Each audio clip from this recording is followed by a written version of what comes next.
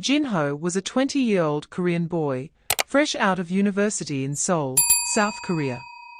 Young, ambitious, and full of dreams, he wanted to travel the world, not just for vacation, but to experience real life in other cultures. Nigeria wasn't exactly on his list, but life had its own plans. A teaching contract came up through an international education agency. It sounded simple: teach government and history in Nigerian secondary schools. Jinho applied with little expectation.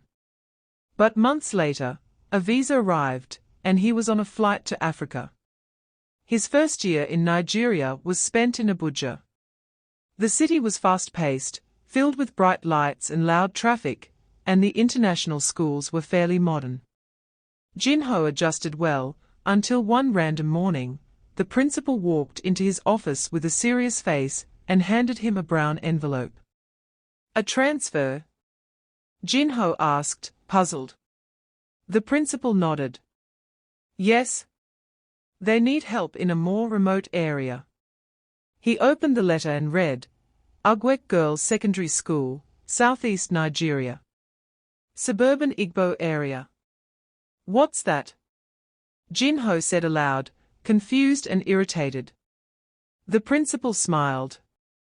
"It's a small village, deep in the southeast. It's not flashy, but they really need teachers." Jinho's face twisted in discomfort. "Why me? Why send me to a place that sounds like the end of the earth?" That night, restless and frustrated, he picked up his phone and called his only close Nigerian friend, Chika, a medical student in Enugu. "Bro, I'm not going," Jinho grumbled. "That place sounds like a jungle." Chika laughed hard. "Ah? You day miss. Bro, go there. You go enjoy. Find fresh Igbo babes full that side. Some girls in that village fine pass Nollywood actresses." Jinho sighed deeply. "You know I don't mix with teenagers like that." "Just go," Chika said with a smirk in his voice. 1 week. That's all I give you. 1 week and you go change your mouth." The next morning, under the burning Nigerian sun, Jinho arrived at the large iron gate of Ugwek Girls Secondary School. A faint breeze carried the smell of dust, fried akara, and burning firewood. The principal, a full-bodied woman with tribal marks and a booming voice, introduced herself. "I'm Madam Adiz." "You're welcome, Mr. Jinho. Our girls are excited to meet you." At the assembly ground, over 400 Igbo girls stood in uniform rows, eyes wide, mouths open in amazement. Madam Adiz cleared her throat. "Girls, meet your new history teacher, Mr. Jinho. Be nice to him." As she stepped aside, a wave of whispers spread like wildfire. "He's so cute. Chai. Is he a real Korean? He looks like that boy in Boys Over Flowers. God, abeg, let him teach my class." Jinho offered a small bow and forced a smile, trying to hide his discomfort. The attention was overwhelming, and some girls were giggling and licking their lips boldly. The staff room wasn't much different. Female teachers kept smiling too widely. One even gave him a plate of jollof rice with extra chicken, whispering, "You will enjoy our school, sir." Later that day, he stepped into his first SS2 and SS3 class. That was when he saw them, Amara and Yuju. They didn't just stand out because of beauty. There was an air about them, like they owned the school. Amara had piercing eyes and walked like a model. Yuju was darker-skinned, graceful, with dimples that could silence a room. They sat in the front row, arms folded, lips curled in sly smiles. Jinho cleared his throat and began teaching. But he could feel their eyes on him. Every class, every movement, every word. By the end of his first week, Jinho was already regretting Chika's advice. He kept his distance, but Amara and Yuju didn't. They stayed behind after class, always with questions. Sometimes, unnecessary questions. "Sir, I didn't understand that last topic," Yuju would say, brushing invisible dust from his table.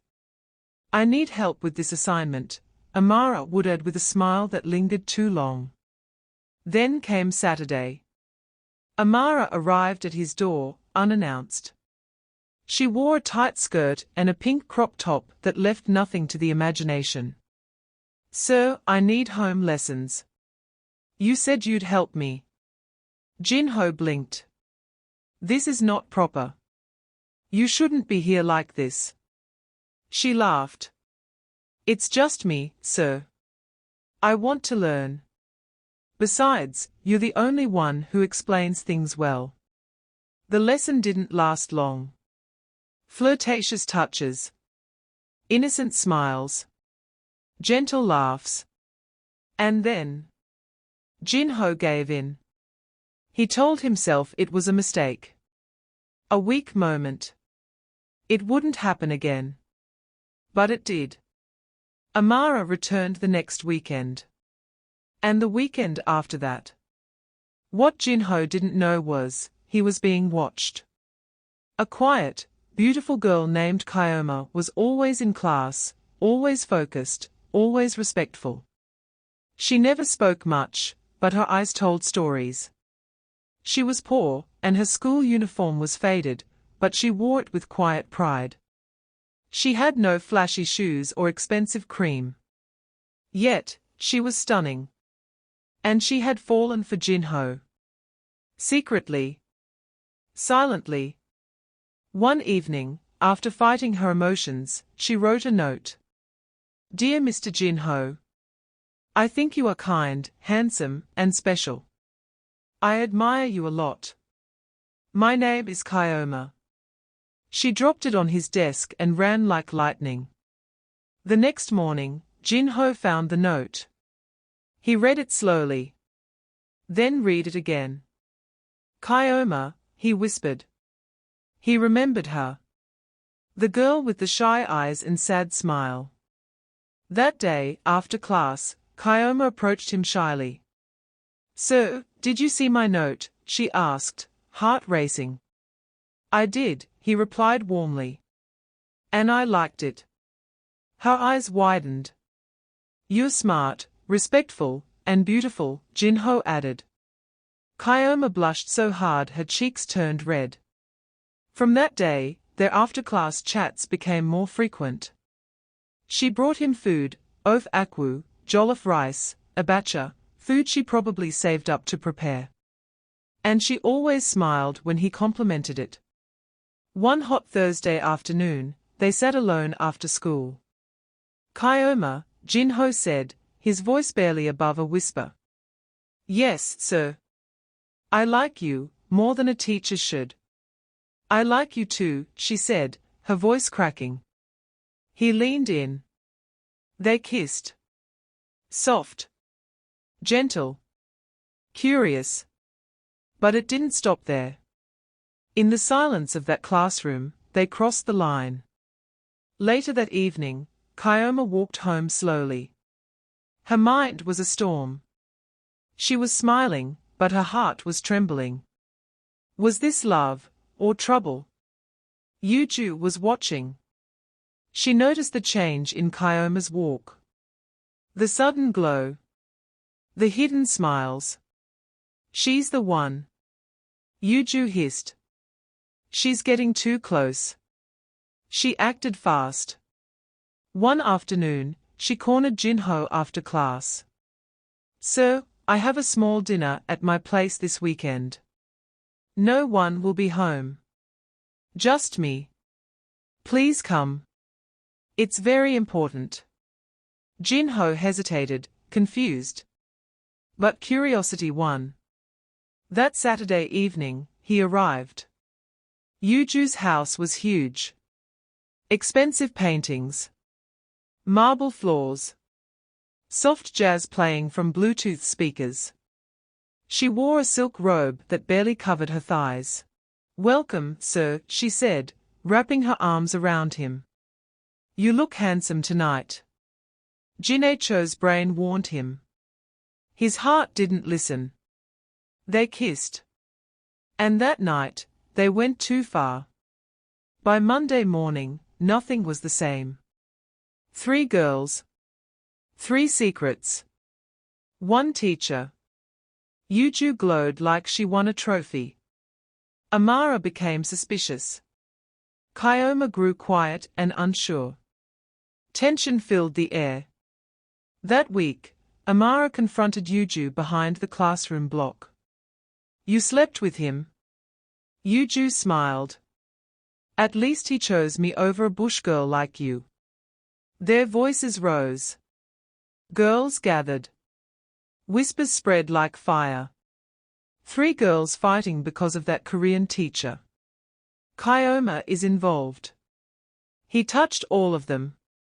Meanwhile, Kyoma sat at home, staring at untouched yam. Her mother frowned. You've not eaten. I'm okay, Mama. You are not okay. Kyoma stood to wash her plate, but suddenly, she dropped it. She rushed to the backyard and vomited. Her mother followed in panic. Kyoma. What is it? I don't know, she whispered. Mama. Kyoma narrowed her eyes. Did you eat nonsense outside? No. Or, did you do something with a boy? Kyoma froze. Kyoma. Are you pregnant? At school, things got worse. Amara missed her period. Yuju missed hers too. They both entered the sickbay at different times, only to meet face to face. Their eyes locked. What are you doing here? Amara asked. Yuju folded her arms. The same thing you are. Fear filled the room. They were both late. They were both scared. And worst of all, they both knew the same man was responsible. To be continued.